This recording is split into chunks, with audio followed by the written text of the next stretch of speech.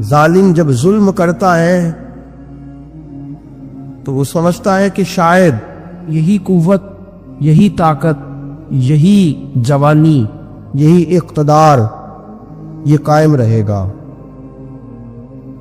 لیکن کبھی ظلم کا راج قائم رہ سکا نہیں، رہتا ہی نہیں۔ یزید نے ظلم کی حد کر دی، جب تخت حکومت میں بیٹھا تو ظلم کی حد کر دی۔ اس نے سمجھا تھا کہ شاید یہ اقتدار میرے پاس رہے گا، یہ تخت جو میں نے سجایا ہے اس پہ سجا رہوں گا، بنا رہوں گا، قائم رہوں گا۔ اسے سمجھ نہیں نہ آئی کہ حکومتیں ظلم سے نہیں عدل سے قائم رہتی ہیں۔ میرے عمر فاروق رضی اللہ تعالیٰ عنہ کی حکومت عدل سے قائم تھی تو 12 سال قائم رہی، 12 سال قائم رہی، اور عمر چلے گئے، عدل کرتے کرتے چلے گئے، لیکن مدینے کی گلی سے بھی جا کے پوچھو گے تو عمر کے عدل کی گواہی دے گی۔ مدینے کی گلی اور مٹی بھی کہے گی کہ عمر عادل تھا۔ یزید نے ظلم کیا نا، پورے 4.5 سال رہا، لیکن اس کا خیال تھا کہ میں جمع رہوں گا، بنا رہوں گا، رہ سکا نہیں رہ سکا، چونکہ اللہ غافل ہے، اللہ کو پتہ ہے۔ اور ایک اور بات بھی، ایک اور جملہ بھی کہنے لگا، اسے بھی یاد رکھیے گا، ظالموں کو مددگار بھی مل جاتے ہیں، ظالموں کو مددگار بھی مل جاتے ہیں، بلکہ ظالموں کے مددگار زیادہ ہوتے ہیں۔ بدی جلدی پھیلتی ہے، گناہ جلدی پھیلتا ہے، ظالموں کے مددگار زیادہ ہوتے ہیں۔ یزید کو مددگار ملے، ابن سعد ملا، ابن زیاد ملا، شمر ملا، خولی بن یزید ملا، بڑے اسے مددگار ملے جو کہتے تھے کہ بالکل کوئی خطرہ ہی نہیں، دنیا تو ترستی ہے تیری دید کو، اور سب خیر ہے، ہر جگہ امن ہی امن ہے۔ یزید جب ظلم کر رہا تھا تو سمجھتا تھا مجھے کوئی نہیں پوچھے گا، کوئی میرے قریب نہیں آئے گا، لیکن یارو اس تک دنیا کا کوئی بندہ تو نہیں پہنچ سکا، لیکن اللہ کا قہر تو پہنچ گیا نا، اللہ کے انصاف کا ہاتھ کو پہنچ گیا نا۔ رب تو ہے نا دیکھنے والا۔ عبید اللہ ابن زیاد کے دربار میں جب سیدنا امام حسین کا کٹا ہوا سر پہنچا نا، اس نے ایک چھڑی پکڑی، اور چھڑی پکڑ کے نا تو امام حسین کے لبوں پہ مارنے لگا، کہنے لگا تجھے کہا تھا نا بات مان جا، کٹا ہوا سر تشت میں رکھا ہے، تجھے کہا تھا نا بات مان جا۔ راوی کہتا ہوں عبید اللہ ابن زیاد نے چھڑی ماری اور اس نے بے ادبی کی، کہنے لگا تو تھا ہی اس قسم کا، تیرا یہی حال ہونا چاہیے تھا معاذ اللہ۔ حضرت بریدہ اسلمی حضور کے صحابی دربار میں موجود تھے، فرمایا ابن زیاد تو برا ہے، تیرا باپ برا ہے، چھڑی پیچھے کر، پیچھے کر، ہٹا لے۔ راوی کہتے ہیں کہ 1 2 3 4 5 6 سال گزر گئے، وہی کوفے کا دربار، وہی محل، وہی تخت اور وہی تشت جس میں امام حسین کا سر رکھ کے لایا گیا تھا۔ 6 سال کے بعد مختار ثقفی حکمران بن گیا۔ مختار ثقفی نے کہا کہ میں چن چن کے ماروں گا وہ بندے انہوں نے امام حسین کو قتل کیا تھا۔ 1 نہیں 2 نہیں 4 نہیں 6000 بندہ مارا اس نے، چن چن کے۔ مختار ثقفی نے ابراہیم بن مالک کو بھیجا، فرمایا جاؤ قتل کر کے لاؤ۔ لڑائی شروع ہو گئی، یکم محرم کو ہوئی تو پھر بند ہو گئی، پھر 5 کو شروع ہو گئی، پھر 7 کو شروع ہو گئی، 10 محرم کا دن آ گیا۔ 6 سال کے بعد وہی ظہر کا وقت آ گیا، وہی عبید اللہ ابن زیاد جس نے امام حسین رضی اللہ تعالیٰ عنہ کو قتل کروایا تھا، وہ گرا ہوا ہے اور زمین پہ گرا ہے، اس کی گردن پہ ابراہیم بن مالک نے پیر رکھا اور اس کی گردن کو کاٹ کے تشت میں رکھا، اور تشت میں رکھ کے جب اس نے کوفہ بھیجا، وہی تخت جس پہ عبید اللہ ابن زیاد نے بیٹھ کے امام حسین کے مبارک لبوں پہ چھڑی ماری تھی، اسی تشت پہ رکھ کے جب اسی عبید اللہ ابن زیاد کا سر سامنے رکھا تو کوفے کے اس دارالخلافہ کے ایک کونے سے ایک بابا بولا اور بول کے کہنے لگا، لوگوں گواہ رہنا میرا رب بڑا عادل ہے، گواہ رہنا اللہ بڑا عادل ہے۔ چیختا ہے، کونے سے پکارتا تھا، تو لوگوں عدل ہو گیا، انصاف ہو گیا، عدل ہو گیا، انصاف دیکھو دیکھو۔ جب حسین کا سر آیا تھا، ابن زیاد میں گستاخی کی تھی تو کونے سے آوازیں نکلنے لگی تھی کہ زیاد برا ہے، حسین اچھا ہے۔ آج ابن زیاد کا سر آیا ہے، آواز پھر کونے سے نکلی ہے، لیکن آواز کیا گونج رہی ہے؟ آواز پھر وہی گونج رہی ہے، زیاد ابن زیاد برا تھا۔ مکافات عمل، مکافات عمل، اللہ غافل نہیں ظالم جو کام کرتے، اللہ غافل نہیں۔ 6 سال کے بعد وہی دن، وہی وقت، وہی گھڑی، وہی لمحہ، وہی سارا نظام، وہی دربار، انسان ڈرتا نہیں، انسان باز آتا، عبرت پکڑتا۔ ابن زیاد اس وقت کہتا تھا کہ میں جاؤں حسین کے پاس، یہ میں جو ہوتی ہے یہ مروا دیتی ہے۔ شیطان نے کہا تھا اعلیٰ خیر منہم، میں بہتر ہوں، بس ختم ہو گیا، ختم ہو گیا۔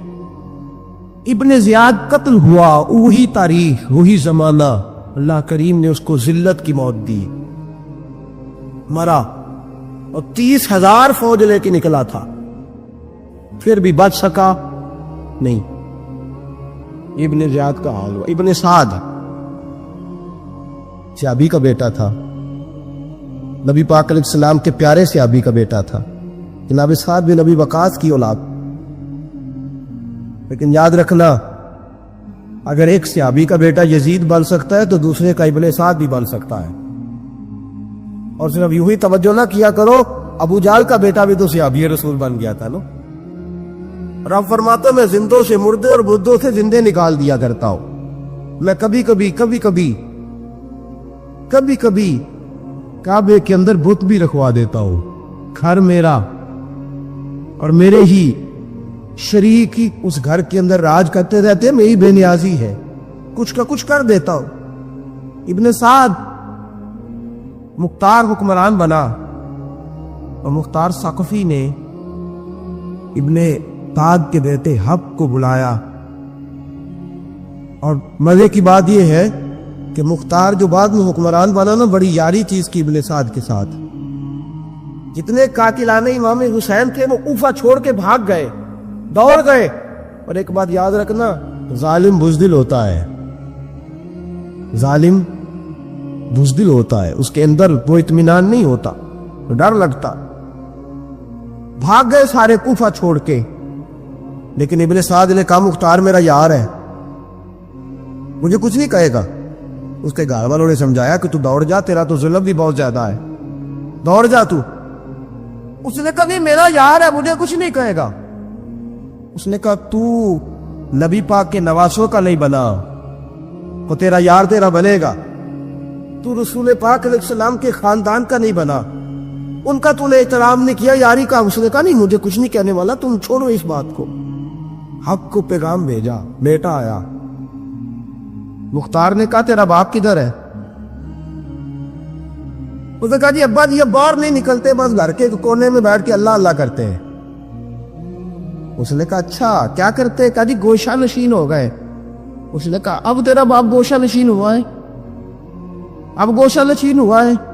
بھیڑیے سے لومڑی نے کہا کہ جاؤ شکار کر لو، تو بھیڑیا کہنے لگا بوڑھا ہو گیا تھا نا، بھیڑیا کہنے لگا نہیں میں نیک ہو گیا ہوں، میں نے شکار کرنا چھوڑ دیا ہے، میں کسی جانور کو تنگ نہیں کرتا۔ تو لومڑی کہنے لگی نہیں بادشاہ سچی بات کر، اب تجھ سے دوڑا ہی نہیں جاتا، اب شکار پکڑا جاتا، اب تجھ سے دوڑا نہیں جاتا، پکڑا، اب تیرے اندر آج بھی طاقت آئے تو کم کرے نہ، تو اب بھی چھوڑنے والا، اب تجھ سے دوڑا نہیں جاتا۔ ملا رومی فرماتے ہیں بوڑھا ہو کے تو بھیڑیا بھی نیک ہو جاتا ہے۔ جتنی مرضی نمازیں پڑھے، جتنے مرضی روزے رکھے، جتنی مرضی نفل پڑھے، سارا کچھ کر لے، لیکن اللہ کبھی حسین کے گستاخ کو معاف نہیں کرے گا، کبھی نہیں معاف کرے گا۔ اس لیے کہ جو حسین کا بے ادب ہے وہ دراصل رسول پاک کا بے ادب ہے، اللہ اسے معاف کرے گا۔ اس ظالم نے اس نے ظلم کیا، ابھی 6 سال ہی تو گزرے تھے، 6 سال ہوئے صرف۔ ابن سعد بھیجا بیٹے کو، کہا جا اب اپنے باپ کو جا کے کہہ یہ مختار بلاتا ہے، بات سنے آ کے۔ ڈر گیا، میں نے کہا ظالم بزدل ہوتا ہے نا، کہنے لگا اس سے جا کے کہو میں نہیں آ سکتا، بیمار ہوں۔ میں نے کہا چلو وہ نہیں آ سکتا تو ہم تو جا سکتے ہیں نا، ہم تو جائیں گے نا۔ ابن سعد نے بھیجے 10-12 بندے، فرمایا جاؤ زندہ نہ لے کے آنا میرے پاس زندہ نہ لے کے آنا۔ گئے، بیٹے کو حفص کو گرفتار کر کے کھڑا کر دیا، اور جناب یہ جو ابن سعد تھا اس کو بھیجا، کہا جب تم اس تک پہنچو نا تو جا کے گردن مارنا اس کی، اور مجھے اس کی وجود نہیں دیکھنا، صرف کٹا ہوا سر دیکھنا ہے۔ گئے، جا کے اس کو پکارا، کہا مختار نے بھیجا ہے مارنے کے لیے۔ کہنے لگے مختار مجھے نہیں مار سکتا، میرا یار ہے۔ ابن سعد کہتا مختار مجھے مار سکتا، میرا یار ہے۔ ان فوجیوں میں سے ایک فوجی کہنے لگا اگر تم محمد کے نواسے کو مار سکتا تو تجھے بھی تیرا یار مار سکتا ہے۔ گرفتار کر لیا، منتیں کرتا رہا۔ تاریخ ابن سعد کو بتا رہی تھی کہ ابن سعد تو ہاتھ باندھتا ہے، پاؤں پکڑتا ہے، میرا یاد کر میدان کربلا، تجھے اپنی باری آئی ہے تو ہاتھ باندھتا ہے، میدان کربلا یاد کر۔ حسین نے بھائی کی بھی لاش اٹھائی تھی، حسین نے جوان بیٹے کی میت بھی اٹھائی تھی، 6 مہینے کا علی اصغر بھی اس کی گود میں دم توڑ گیا تھا، اس کی بیٹیاں پیچھے تھی، بہن پیچھے تھی، بھانجیاں پیچھے تھی، بھتیجیاں پیچھے تھی، لیکن حسین نے ایک بار بھی ہاتھ نہیں باندھے۔ یہ کون ہے اٹیک ہوا، غبار سے پھٹا ہوا، ہزاروں کوفیوں کے درمیان وہ اکیلا ہی ڈٹا ہوا، یہ بالیقین حسین ہے، نبی کا نور عین ہے۔ فرمایا یہ وہ میدان کربلا بھی یاد کرنا، تو ظالم تھا نا، معافیاں مانگ رہا ہے۔ حسین رسول پاک کے نواسے تھے، ایک بار بھی معافی طلب ہے؟ دیکھ منظر یاد کر، ابن سعد کا ایک ہی بار میں سر قلم کیا، ایک ہی بار میں۔ امام حسین پہ تو پہلے 82 زخم لگے تھے تلوار کے، 82 زخم تلوار کے، نیزوں کے، اور کئی نیزوں کی الیاں امام حسین کے وجود میں ٹوٹ گئی جی۔ امام حسین رضی اللہ تعالیٰ عنہ پہلے ڈٹے رہے، جمے رہے، بڑی دیر کے بعد پہلے ہی بار میں گر گیا۔ ابن سعد کا کٹا ہوا سر پہنچا تو بیٹا کھڑا تھا۔ مختار سبتی نے کہا کہ تیرا باپ میں نے مار دیا ہے۔ کہنے لگا کوئی مزہ نہیں رہا زندگی میں۔ اس نے کہا چلو ٹھیک ہے تمہیں بھی مار دیتے ہیں، اگر مزہ نہیں رہا تو مار دیتے۔ کاٹ دیا سر اس کا بھی، کاٹے، تشت میں رکھے، اور مدینہ منورہ حضرت محمد بن حنفیہ رضی اللہ تعالیٰ عنہ جو امام حسین کے چھوٹے بھائی تھے، جناب علی کی دوسری زوجہ کے بیٹے تھے، جناب علی کے صاحبزادے ان کے پاس بھیجے، اور بھیج کے کہا کہ لو ابن سعد کا سر حسین کا بدلہ ہے، اور اس کے بیٹے کا سر علی اکبر کا بدلہ ہے۔ جب محمد بن حنفیہ کے پاس پہنچے تو آپ نے فرمایا یہ کمینوں کے سر میرے بھائی کے سر کا بدلہ ہو ہی نہیں سکتے، یہ کہاں حسین کا بدلہ ہو سکتے ہیں، وہ حسین ابن علی۔ مجھے اس شخص کی کیا ضرورت ہے جو ممبر پہ بیٹھ کے کہتا ہے حسین ابن علی باغی تھے؟ وہ شخص اس کی نماز میں ہوگا، حج زکات دیکھا جائے گا۔ آؤ قرآن مجید سورہ شورا آیت نمبر 23، گھر جا کے قرآن مجید کھولو، یہ والی آیتیں بھی پڑھا کرو، یہ والی بھی کھولا کرو۔ صحابہ جمع ہو کے نبی پاک کے پاس آئے، عرض کی یا رسول اللہ صلی اللہ علیہ وسلم آپ کے خرچے زیادہ ہیں، آمدن کا ذریعہ کوئی نہیں، جس طرح آج لوگ ہر پیر صاحب سے نہیں پوچھ رہے، علامہ صاحب سے، کہ آپ کام کوئی نہیں کرتے، کپڑے پھر بھی سفید پہنتے، کیا ذرائع آمدن ہے، پھر بھی آپ گاڑی میں گھومتے۔ ہمارا تو پروگرام تھا مولوی بھوکا مر جائے، پر اس کے پاس آتے ہیں تو یہ تازی چائے پلاتا ہے، کیا مطلب کس طرح کا رویہ ہے؟ صحابہ کے بار وہ یہ نہیں سوچتے تھے آتے کہاں، وہ کہتے تھے آگے بڑھ کے حصہ ڈالے۔ وہ سارے آگے بڑھے، کہا یا رسول اللہ صلی اللہ علیہ وسلم اخراجات زیادہ ہیں، ذرائع آمدن بظاہر کوئی نہیں، नजरानों पे एतराज ना किया करो। नजराना देना नबी पाक की सुन्नत है, नजराना कबूल कर लेना नबी पाक की, बोलो, हुजूर की सुन्नत है। तो सहाबा जमा होके आए, एक जगह पे मीटिंग की, का थोड़े से पैसे हर महीने पेश करेंगे। तो हुजूर से बात कौन करेगा पैसों की? कहा हमने नहीं करनी, नबी पाक के चचा जनाब अब्बास करेंगे। हजरत अब्बास रदी अल्लाह ताला अन्हु के जिम्मे लगाया गया। जनाब अब्बास आए, हजरत अब्बास रदी अल्लाह ताला अन्हु पैसे लेके आए, और सियाने बंदे थे, उन्होंने बड़ी समझदारी वाली, अक्लमंदी वाली बात छेड़ी।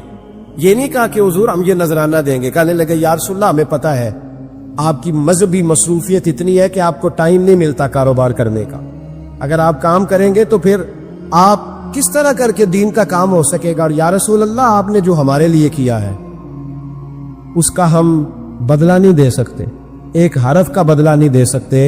हुजूर ये थोड़ा सा नजराना हर महीने लाया करेंगे, कबूल कर ले।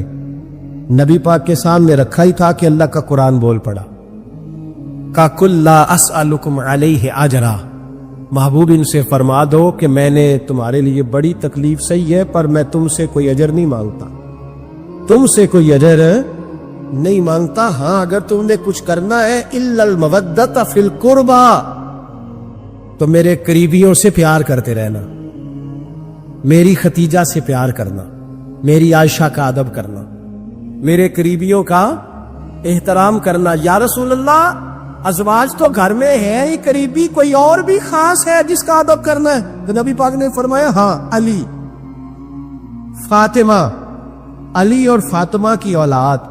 फरमाए इनका अदब करते रहना, इसका मतलब ये होगा कि तुमने मेरे साथ बड़ा ही अच्छा सलूक किया है। कहा इनका अदब करना, जनाब अली, सैयदा फातिमा, और दोनों की उनका अदब करना फराइज दीन, अहले बैत का अदब करना फराइज। कुछ लोग कहते हैं कुछ लोग जी सैयद बन गए है नहीं, पर तो मैं कहा जेड़े बन गए ने उन्होंने अल्लाह आप ही पूछ लेगा, तू अदब कर। जेड़े बन गए ने अल्लाह, शेखुल इस्लाम वल मुस्लिमीन हजरत ख्वाजा कमरुद्दीन से आलवी रहमतुल्लाह ताला अलैह, दो बंदे ख्वाजा साहब से मिल रहे हैं, तो उनको पता था कि ख्वाजा साहब सैयदों का बड़ा एहतराम करते हैं। तो दो बंदे आ गए कुछ लेने कुछ मांगने, थे फरार दोनों। टांगे से उतरे तो सियाल शरीफ के रास्ते में दरमियान में प्रोग्राम बनाया कि सुना है ख्वाजा साहब सैयदों का बड़ा अदब करते हैं, सैयद ना बन जाए। बन भी जाते हैं ना लोग, और सैयद ना बन जाए तो ठीक है जी बन जाओ, बन गए सैयद। ख्वाजा साहब को किसी ने अंदर जाके बताया दो सैयद आए, तो ख्वाजा साहब इस तरह दौड़े कि ना जूता ना सर पे टोपी, दौड़ के आए। शेखुल इस्लाम ख्वाजा साहब ने हाथ चूमे, नजराना दिया, दो तीन थैले भर के दिए लंगर के। जब वो जाने लगे ना तो ख्वाजा साहब उनके साथ बाहर तक आए, जहां उन्होंने सैयद होने का प्रोग्राम बनाया था वहां तक साथ आए, उनको रवाना किया। उनमें से एक बंदा खुद ही बोल पड़ा, कहने लगा हुजूर यहां लोग दरवाजे तक छोड़ने आते हैं या गाड़ी तक, ना दरवाजा ना गाड़ी, आप दरमियान में रुखसत करने आए, समझ नहीं आई। तो ख्वाजा साहब फरमाने लगे तुम यहीं सैयद बने थे, यहां तक अदब करना जरूरी था, यहां तुम सैयद बने थे, यहां तक अदब करना, पीछे तुम सैयद नहीं हो तो मैं कैसे अदब करूं? जहां तक तुम सैयद हो वहां तक अदब करना। और मेरे आला हजरत ने अकीदा दिया, कहने लगे तेरी नस्ल पाक में है बच्चा बच्चा नूर, तेरी नस्ल पाक में है बच्चा बच्चा नूर का, तू है ऐने नूर तेरा सब घराना नूर का। तो मियां साहब ने इसकी वजाहत भी की। मियां साहब से कहा हुजूर अदब करता कौन है? सारे तो अदब करते नहीं, तो मैं दूर देना जाता, पुराने मुहद्दिसीन नहीं पूछता, ये कश्मीर में मियां मोहम्मद बख्श साहब से पूछ लेते हुजूर अदब करता कौन है? तो मियां साहब फरमाने लगे असला नाल जे नेकी करिए। किना नाल? असला नाल जे नेकी करिए ते नस्ला ताक नहीं भुल दे। हाँ बेअसला नाल नेकी करिए ते फुल कंडिया नाल तोल दे। बेअसला फरमाने लगे जो असल होगा ना, इखलाक का, किरदार का, खानदान का असल, वो हमेशा मुस्तफ़ा के सहाबा का भी एहतराम करेगा और अहले बैत नबूवत का भी इनका अदब करे। सुने नबी पाक ने क्या फरमाया, तिरमिजी में हदीस है, नबी पाक ने खुतबा हुज्जतुल विदा दिया। लोग हमें कहते हैं नमाज रोजा हज ज़कात इससे आगे ना जाओ, हुजूर ने खुतबा दिया, فرمایا میں تمہیں دو چیزیں دے کے جا رہا ہوں، اگر تھام کے رکھو گے تو گمراہی تمہارے پاس نہیں آئے گی۔ یا رسول اللہ کون کون سی؟ فرمانے لگے ایک میں تمہیں قرآن دے کے جا رہا ہوں، دوسرا اپنا خاندان دے کے جا رہا ہوں، ان کو تھام کے رکھنا، گمراہی کبھی تمہارے پاس۔ حضرت سیدہ زینب نے سارے جنازے دیکھے، بھتیجوں کو، بھانجوں کو، سب کو شہید ہوتے دیکھا۔ عورتیں ڈرتی میت کو ہاتھ نہیں لگاتی، چیختی ابھی دیا، لیکن حضرت جناب زینب نے پتہ کیا دیکھا تھا؟ وہ سننا ذرا، امام حسین کی لاش مبارک کربلا میں پڑی تھی اور امام حسین کا سر کاٹ کے نیزے پہ چڑھایا گیا تھا، اور وہ بیویوں کے سامنے خالی سر چڑھ رہا تھا، اور سینکڑوں میل کا سفر کر کے دمشق کے بازاروں سے گزرتا وہ سر گیا، کٹا ہوا سر دیکھا، لاشیں دیکھے۔ یزید کا دربار آیا، بی بی صاحبہ کو نا ایسے عورتوں نے اپنے حالے میں لیا ہے، سیدہ زینب وہاں بیٹھ گئی۔ تو جب بولا نا یزید دربار میں، کہنے لگا کہ دیکھو اللہ نے عزت والوں کو عزت دی، معاذ اللہ ثم معاذ اللہ، اور میرے مخالفین کا کیا اشر ہوا جب اس نے دیکھے نا، ایک آدمی مجبور ہے، مقہور ہے، اتنا لمبا سفر ہے، غربت ہے، پیاس ہے، بیماری ہے، کیا انداز ہے جب اس عالم میں یزید کے دربار میں اس نے گستاخی کی امام حسین کی۔ یہاں لوگ کہتے ہیں کسی کو کچھ نہ کہو، کہ کیوں نہ کچھ کہے، جو سیدنا امام حسین کے بارے میں بات کرے گا زبانیں کھینچیں گے اس کی، جو صحابہ کے بارے میں بات کرے گا ہم کرنے دیتے ہیں؟ یہ کیا بات ہوئی؟ گستاخی کرنا، بے ادبی کرنا، یہ کون سا دین ہے؟ یہ تو تم بے دینی پھیلا رہے ہو۔ سنو، جب اس نے بے ادبی کی تو سیدہ زینب چپ نہیں رہی، بلکہ حضرت زینب بولی اور کھڑی ہوئی، اور آپ نے تلاوت کی قرآن مجید کی، اور آیتیں پڑھی، کہنے لگی وَتُعِزُّ مَن تَشَاءُ وَتُذِلُّ مَن تَشَاءُ بِیَدِکَ الْخَیْرُ، اور آپ فرمانے لگی یزید تو کہتا ہے تیرے مخالفین پسپا ہو گئے اور تجھے عزت ملی؟ آپ فرمانے لگی یہ تیرا دربار ہے نا، یہ تیرا سجا ہوا ہے نا، تیرا اس وقت ڈنڈا چلتا ہے نا۔ فرمانے لگی چند سال ٹھہر جا، تیرے اوپر لوگ لعنتیں برسائیں گے، اور فرمایا جب جمعے پڑھے جائیں گے تو لوگ میرے حسین کے نام کے خطبے پڑھیں گے۔ فرمایا آج یہ تیرا دربار ہے نا۔ حضرت نعمان بن بشیر صحابی رسول تھے، وہ کہتے ہیں میرے قریب ایک نابینا صحابی بیٹھا تھا، سنو حوالہ میں دکھاؤں گا۔ کہنے لگے میرے قریب اس وقت یزید کے دربار میں ایک نابینا صحابی بیٹھے تھے، جب بی بی زینب نے یہ بات کی نا تو وہ نابینا صحابی میرا ہاتھ پکڑ کے کہنے لگے نعمان یہ تو علی کی آواز ہے، علی آ گئے۔ جبریل امین بول رہے ہوں جیسے، حکمت کی گوہر رول رہے ہوں جیسے، دربار دمشق میں بی بی زینب کا خطاب، منبر پہ علی بول رہے ہوں جیسے۔ جناب نعمان بن بشیر کہنے لگے نہیں، علی جب بولتے تھے تو بڑا رنگ ہوتا تھا، ابھی تو زینب کھل کے بول ہی نہیں رہی، ابھی تو زینب ستائی ہوئی ہے، ابھی تو زینب زخم کھا کے آئی ہے، ابھی تو زینب پیاسی ہے، کاش زینب تر و تازہ ہوتی، تو زینب خطبہ پڑھتی تو علی کی طرح گرجدار آواز نکلتی، یزید کے محل کانپتے، جبریل امین بول رہے ہوں جیسے، حکمت کی گوہر رول رہے ہوں جیسے، دربار دمشق میں بی بی زینب کا خطاب، منبر پہ علی بول رہے ہوں جیسے۔ وہ مسکینوں کی طرح منتیں نہیں کر رہے تھے، ہائے پانی ان کا مزاج ہی نہیں، بلکہ وہ دلیر لوگ تھے، دلیر۔ امام علی مقام آرام سے مسجد نبی میں بیٹھے تھے، زمانہ پوری دنیا سے جاتا تھا، ہاتھ چومتا تھا، قدموں میں بیٹھتا تھا، اتنے بڑی عظمت والی بھی کوئی شخصیت ہوگی جس کے رگوں میں رسول اللہ کا خون دوڑتا ہے، جسے حضور اپنی زبان مبارک اس طرح وہ چوسا کرتے تھے جیسے عرب کے لوگ پیاس کے عالم میں کھجور چوسا کرتے تھے. اتنا بڑا بھی کچھ شخص تھا، لیکن جب دین پہ کڑا وقت آیا تو حسین نے مسجد کی خطابت نہیں بچائی، آستانہ نہیں بچایا. امام علی مقام نے کہا کوفہ لٹتا ہے تو لٹتا رہے، دمشق میں فساد ہوتا ہے تو ہوتا رہے، وہ ملک شام کی بچیاں رو رہی ہیں تو روتی رہیں کہ ہم پہ یزید قابض ہو گیا، میری مسجد آباد ہے، کافی ہے. نا، امام حسین نکلے اور نکل کے کہنے لگے جنت البقیع والی جگہ پہ کھڑے ہو کہ یا رسول اللہ میں جا رہا ہوں اور آپ کے لیے جا رہا ہوں، اس لیے کہ مجھے اس شام کو بچانا ہے جس شام میں رسول اللہ کا کلمہ پڑھنے والے لوگ بستے ہیں. مجھے کوفہ، دمشق، مصر کے لوگوں کو بچانا ہے. نانا تیرے کرم کے خزینے کی خیر ہو، میں جا رہا ہوں تیرے مدینے کی خیر ہو. نکل کھڑے ہوئے امام علی مقام، میدان میں نکلے. کس کے خلاف؟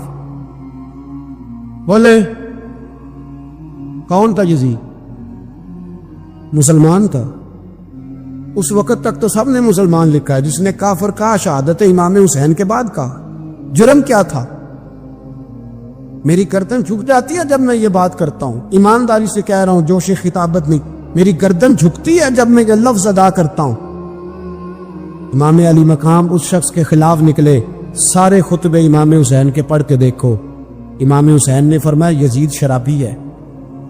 شرابی مسلمانوں کا حکمران ہو سکتا؟ آپ نہ بولیں بے شک، پر بات تو سچی ہے نا. امام حسین نے فرمایا شرابی کو ووٹ دیا جا سکتا؟ فرمایا رنڈیوں کا ناچ دیکھتا ہے جو مجرے دیکھے، جو رنڈیوں کے ناچ دیکھے وہ مسلمانوں کا حکمران ہو سکتا؟ امام حسین میدان میں نکلے اور 18 سال کے علی اکبر سے لے کر 6 مہینے کا علی اصغر دے دیا، لیکن شرابی کو برداشت، بے حیا کو برداشت تو میں کیسے کرتے؟ دوستی قاتل سے بھی، مقتول سے یارانہ بھی، اپنی جیب سے فلک سے چھپوا کے ظالموں، جابروں، بدماشوں کو ووٹ دیتے ہو. امام حسین کو تیری دیگ کی ضرورت ہے جو تو 10 محرم پہ پکاتا ہے، چاولوں کی ضرورت ہے جو تو نے 9 محرم کو پکائے. ان کو اس بریانی کی عادت تھی جو تو نے پکائی ہے. میرے گھر میں فلاں MNA MPA صاحب آ گئے تھے، امام حسین کے گھر کے اندر یزید نے پیغام بھیجا. اس نے کہا جیسے کہو گے کر لوں گا، جتنے پیسے کہو گے دے دوں گا، جتنی مسجدیں کہو گے بنوا دوں گا، جتنے ادارے کہو گے تعمیر ہو جائے، مجھے نہ چھیڑو. آپ نے فرمایا نا، مسجد مدرسے اس وقت آباد رہتے ہیں جب حکمران صحیح ہوتے ہیں، اور جب حکومتیں غلط ہوتی ہیں تو پھر مساجد آباد، پھر مدارس کی آباد کاری ہو ہی نہیں سکتی. میں دین میں نیا رکھنا کھول دوں؟ امام علی مقام کھڑے ہوئے، پر میں کیا کروں؟ حکومت کیا کروں؟ حکومت سے کیا کہوں؟ اگر میری ملت کے اپنے جوان کے موبائل میں رنڈیوں کا ناچ ہو تو 10 محرم کو تو امام حسین کربلا میں تڑپ جاتے ہوں گے. اگر 9-10 محرم کو جو نکلا امام علی مقام کی بات کرنے کے لیے، وہ نوجوان اگر سگریٹ کا، شراب کا، بدماشی کا عادی ہو تو حضرت علی اصغر کہیں گے نا میری قربانی کا کیا بنا؟ وہ تو نکلے تھے عریانی اور فحاشی کے خلاف. اور اگر ملت کا جوان روز چوک میں کھڑے ہو کے لڑکیوں کو تاڑتا ہو تو حضرت علی اکبر تو اپنی قبر میں روتے ہوں گے کہ یہ اس قوم کے لیے جان دے دی جو آج یزیدی طریقوں پہ عمل کر رہی ہے، جو ساری رات گند دیکھ کے سوتی ہے، جو ساری رات بے حیائی، فحاشی اور عریانی میں لگی رہتی ہے. ان لوگوں کے لیے جان دے دی. اتنا ظلم ان شہیدوں کے ساتھ، اور 10 محرم کو دیگ پکا کے کہتا ہے میں امام حسین کا ماننے والا ہوں، میں امام علی مقام سے پیار کرنے والا ہوں. نہ بھائی نہ، دو رنگی چھوڑ کے یک رنگ ہو جا، سراسر موم ہو جا یا سنگ ہو جا. امت مسلمہ کو بیدار ہونا پڑے گا. امام علی مقام میدان میں نکلے، ڈٹ کے نکلے، اور امام نے فرمایا میدان میں نکل کر کہ میرا وطن مدینہ ہے، میرا وطن مدینہ ہے، پر مدینہ بعد میں، رسول اللہ کا دین پہلے. تو پاکستان کی بات کرتا ہے. امام علی مقام نے فرمایا مدینہ کی شہریت بعد میں، رسول اللہ کا دین پہلے، اور تیرے تو بچے عام سے ہیں. امام حسین نے فرمایا میری گود میں جو بچے ہیں وہ رسول اللہ کے نواسے ہیں. پر بچے بعد میں، نبی پاک کا دین پہلے. آپ نے فرمایا تیری بیٹی بڑی باوقار ہوگی، اس کی بڑی عزت ہے، تو کہتا ہے بیٹی کی وجہ سے بلیک میل ہو گیا. لیکن جو شان خدا نے حسین کی بیٹی کو عطا فرمائی، جن بچیوں کا سر کا بال ننگا ہو جائے، سر کا بال ننگا ہو جائے، تو امام شورانی فرمایا کرتے تھے اگر مدینے میں کسی سید زادی کے سر کا بال ننگا ہوتا تھا تو سورج اپنا منہ چھپا لیا کرتا، سورج چھپ جاتا تھا بادلوں کی اوٹ میں. اور مدینے والے سمجھ لیتے تھے کہ گھر میں کام کرتے کرتے کسی سید زادی کے سر کا کوئی بال ننگا ہو گیا. ان شہزادیوں کا اتنا وقار. اور امام علی مقام نے فرمایا بیٹیوں کی فکر بعد میں، رسول اللہ کا دین پہلے رسول اللہ کا دین. بلخ میں قحط پڑ گیا، لوگ ہجرت کر کے سمرقند آ گئے. ایک سیدوں کا خاندان بھی آیا، ایک ایسی خاتون بھی آئی جس کے ساتھ 3 بیٹیاں تھی، بیٹا بھی کوئی نہیں، خامند فوت ہو گیا. مسجد کے ساتھ مہمان خانے بنے ہوتے تھے، وہاں اس نے بچوں کو ٹھہرایا اور نکلی سمرقند میں کہ کوئی آدمی مل جائے. تو وہ سیٹھ صاحب، چودھری صاحب کہنے لگے مجھے کیسے پتا چلے گا تو سید ہے؟ مجھے بتاؤ، کسی کو چوک میں کھڑا کر کے کہا جائے بتاؤ تو کون ہوتا ہے، اس شخص کا کیا اشر ہوتا ہے، کیا حال ہوتا ہے؟ کہا کیسے پتا چلے گا؟ تو سیدزادی نے اپنا پلو کھولا اور اپنے آنسو دونوں آنکھوں سے صاف کیے تو کہنے لگی اللہ تیرا بھلا کرے، میں ثابت نہیں کر سکتی کہ میں حضور کا خاندان، میرے پر کوئی دلیل نہیں، میں نہیں بتا سکتی. چل ٹھیک ہے، چلی گئی. کسی نے بتایا کہ یہاں ایک یہودی بھی رہتا ہے، وہ بڑا سخی ہے، یا آتش پرست ہے، یا پارسی ہے کافر غیر، سخی بڑا ہے. اس کے پاس گئی، بیٹھی رہی، لوگ بیٹھے تھے، جب چلے گئے تو قریب گئی، کہنے لگی مجبور ہوں، پریشان ہوں، غریب نہیں ہوں. کہنے لگا بی بی تجھے کبھی دیکھا نہیں، سمرقند کی اتنی آبادی نہیں، میں سارے شہر، تو کون ہے؟ تو کہنے لگی تعارف نہ ہی پوچھے تو اچھا ہے. اس نے کہا چلو اگر پتہ چل جائے تو. کہنے لگی میں مسلمانوں کے نبی کی اولاد ہوں. مسلمانوں؟ اس نے کہا پیغمبر خدا کی اولاد. اٹھ کے کھڑا ہو گیا، بی بی کو ساتھ لیا، گھر گیا. کہنے لگا جو صاف ستھرا کمرہ ہے نا اسے پھر دھو ڈالو، ایک دفعہ پھر دھو ڈالو. کمرہ دھلایا، صاف کرایا. پھر کہنے لگا بی بی میرے برتن زیادہ صاف ستھرے نہیں، میں نئے نہ خرید کے لا دوں. پھر نئے برتن لایا. پھر اپنے بچوں سے کہنے لگا اونچا نہ بھولنا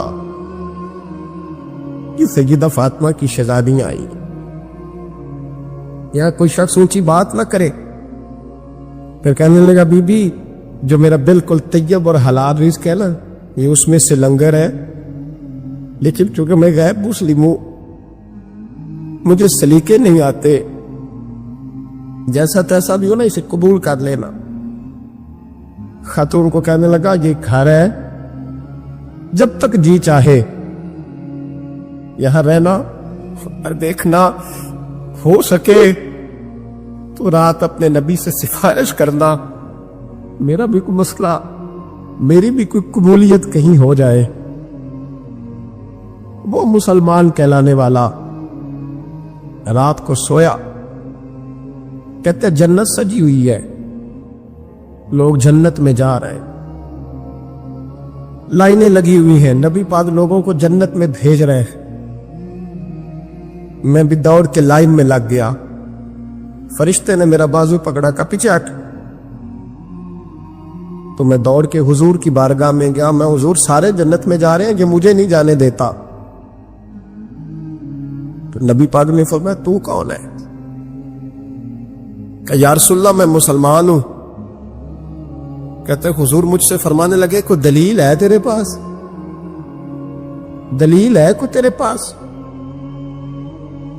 جب میں چپ کر گیا فرمایا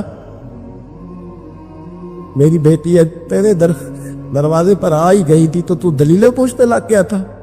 میں جا دوڑ جا. سویرے آنکھ کھلی تو گلیوں میں ڈھونڈتا پھرتا ہے, تلاش کرتا پھرتا ہے, کونے کونے میں جاتا ہے وہ سادات کا گھرانہ کہاں گیا. ڈھونڈتے ڈھونڈتے اس غیر مسلم کے دروازے پہ جا کے پہچان لیا تو کہنے لگا خدا کا واسطہ جو تو نے نوکری کی ہے نا ان کی مجھ سے 11 گنا لے لے, یہ سادات کا گھر مجھے دے دے. تو کہنے لگا کل تو آتا تو شاید بات اور ہوتی, آج بات اور ہے. اس نے کہا مہربانی کر. کہا نہیں کل تو آتا تو معاملہ اور تھا, آج معاملہ آج اور ہے, رنگ بدل گیا ہے, حالات تبدیل ہو گئے ہیں, اب تو دیکھتا کیا ہے, جا تار جا. کہنے لگا نہیں مہربانی کر دے دے, تو غیر مسلم ہے تیرا کیا تعلق. کہنے لگا چپ کر, غیر مسلم میں کل تک تھا, کل سے سجدوں سے پیار کیا ہے تو میرے حالات سنور گئے ہیں. وہ جو نظارے تو نے رات خواب میں دیکھے ہیں میں نے جاگتی آنکھوں سے دیکھے ہیں. حضرت عمر جب نعرہ لگاتے نا تو کیسے کس طرح کانپتے. سفیر آتے روم کے ملنے کے لیے تو کہتے جاؤ عمر نفل پڑھ رہے ہیں, ٹائم کوئی نہیں. ایک دن اندر میٹنگ ہو رہی تھی, حضرت عمر میٹنگ میں بیٹھے تھے, آپ کے بیٹے ملنے آئے عبداللہ ابن عمر. ابا جی اندر آ جاؤ. فرمایا دروازے پہ کھڑا ہو, میں ضروری بات کر رہا ہوں, اندر نہ آنا.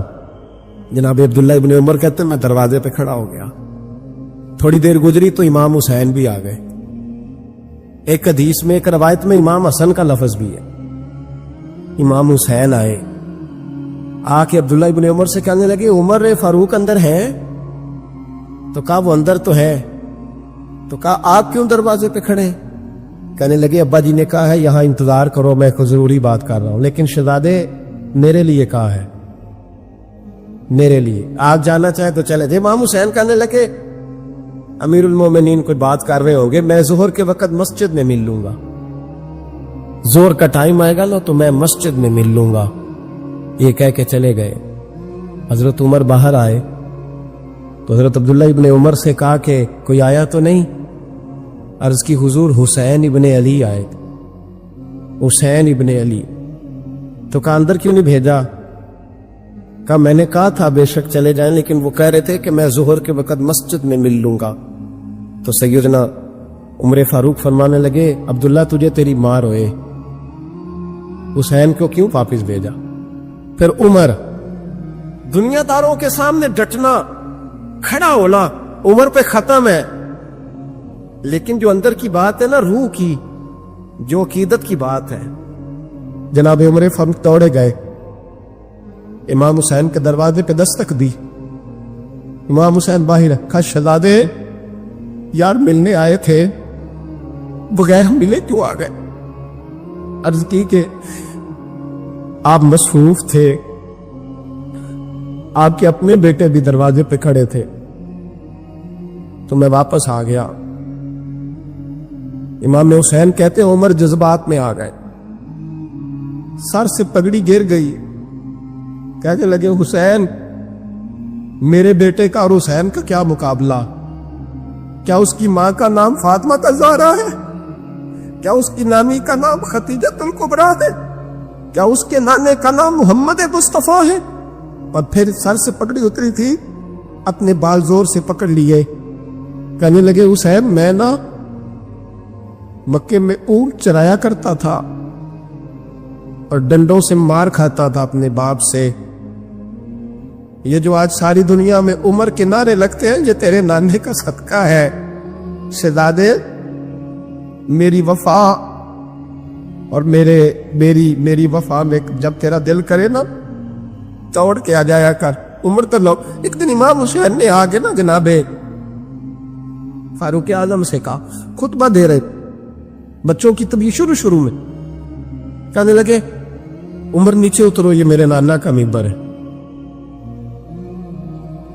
تو حضرت سیدنا عمر سنو, جناب عمر اتر کے نیچے کھڑے ہو گئے. تو کہا جا کے اپنے نانے کے ممبر پہ بیٹھ. تو حضرت عمر رو پڑے، کہنے لگے شہزادے میرے نانے کا ممبر ہی کوئی نہیں ہے ہی نہیں، یہ ممبر یہ مصلی یہ تیرے نانے کی شان ہے، میرے نانے کا کوئی ممبر نہیں، تیرے نانے کا ممبر ہے۔ تھوڑی دیر کھڑے رہے تو امام حسین کہنے لگے اچھا کوئی نہیں آپ کے نانے کا ممبر کا نہیں، کہا چلو پھر میرے نانے کے ممبر پہ بیٹھ جاؤ، بیٹھ جاؤ، چلو خیر ہے، کوئی نہیں آپ کے نانے کا، کہا نہیں، تو کہا کوئی نہیں پھر میرے نانے کے۔ جب حضرت عمر بیٹھے تو بڑا شاندار جملہ کہا، فرمانے لگے میں ممبر پر مرضی سے نہیں بیٹھا تھا، مجھے ابو بکر نے بٹھایا تھا، اور پھر حسین کے کہنے پہ میں اترا ہوں، اب مجھے حسین نے بٹھایا ہے، اب کسی کی جرأت ہے تو عمر کو اتار کے دکھائے، اب میں حسین کا تیری نسل پاک میں۔ یار کتنی بے شرمی کی بات ہے، لوگ امام حسین کو باغی کہے، ہم قائل نہیں ہیں وہ والی شہادت بیان کرنے کے جس میں کہتے ہیں ہائے حسین تو سکینہ تو زینب۔ ہمارے بزرگوں نے ہمیں یہ سبق، ہمارے بزرگوں نے ہمیں بتایا کہ امام حسین کی شہادت اس طرح بیان کرو کہ نوجوانوں میں جذبہ جہاد پیدا ہو، عورتیں صبر کا پہاڑ بن جائے، اس طرح شہادت ہم وہ والی۔ لیکن ایک بات ضرور ذہن میں رکھیں، یہ جو لوگ کہتے ہیں نا بڑے مظلوم تھے پانی نہیں آ سکا، میرے سے حوالہ دیکھے جس نے دیکھنا ہے،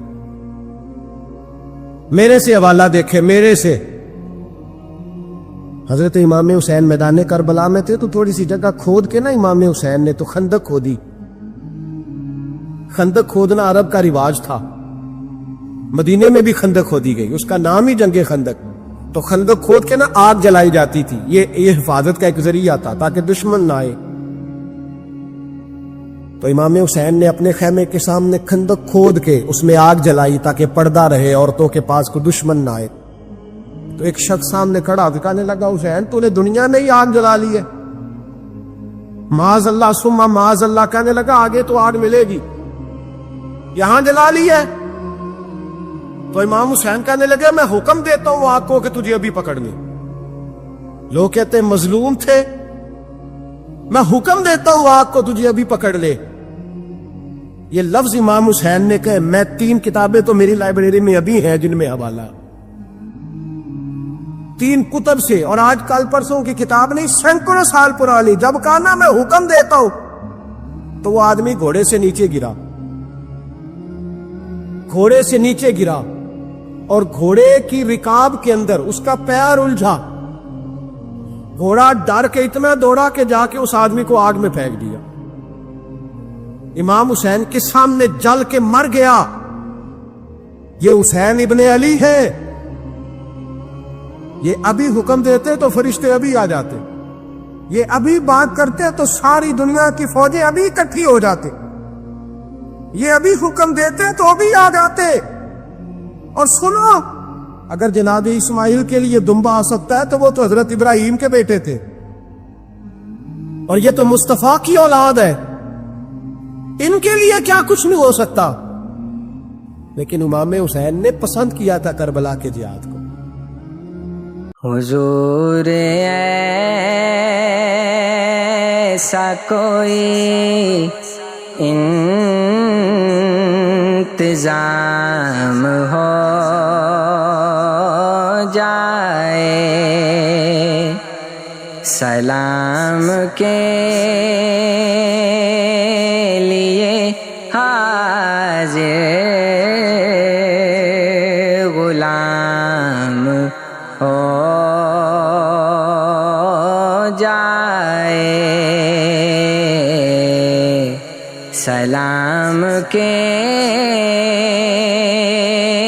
لیے حاضر غلام ہو جائے۔ میں صرف دیکھ لوں ایک بار صبح طیبہ کو، میں صرف دیکھ لوں ایک بار صبح طیبہ کو بلا سے پھر میری دنیا میں شام ہو جائے، سلام کے لیے حاضر غلام ہو جائے، تجلیات سے بر لوں میں اپنا کاسائے جان، تجلیات سے بر لوں میں اپنا کاسائے جان، کبھی جو ان کی گلی میں قیام ہو جائے، سلام کے لیے حاضر غلام ہو جائے، حضور آپ جو سن لیں تو بات بن جائے، حضور آپ جو سن لیں تو بات بن جائے، حضور آپ جو کہہ دیں تو کام ہو جائے، سلام کے لیے حاضر غلام ہو جائے،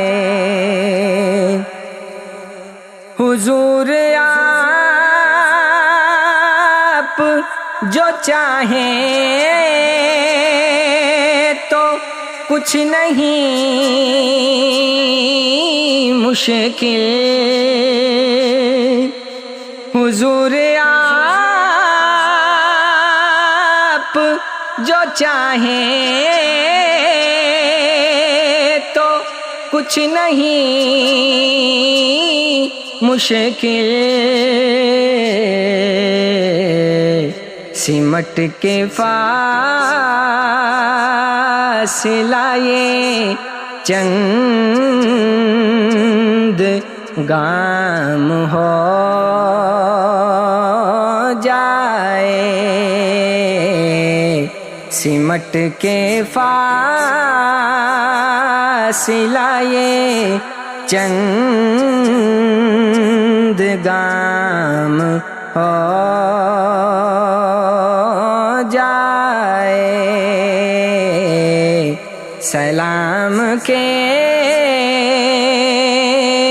لیے حاضر غلام ہو جائے، مزہ تو جب ہے فرشتے یہ قبر میں کہیں، مزہ تو جب ہے فرشتے یہ قبر میں کہیں سبیح مدحت خیر الانام ہو جائے سبیح مدحت خیر الانام ہو جائے حضور ایسا کوئی انتظام ہو جائے سلام کے لیے حاضر غلام ہو جائے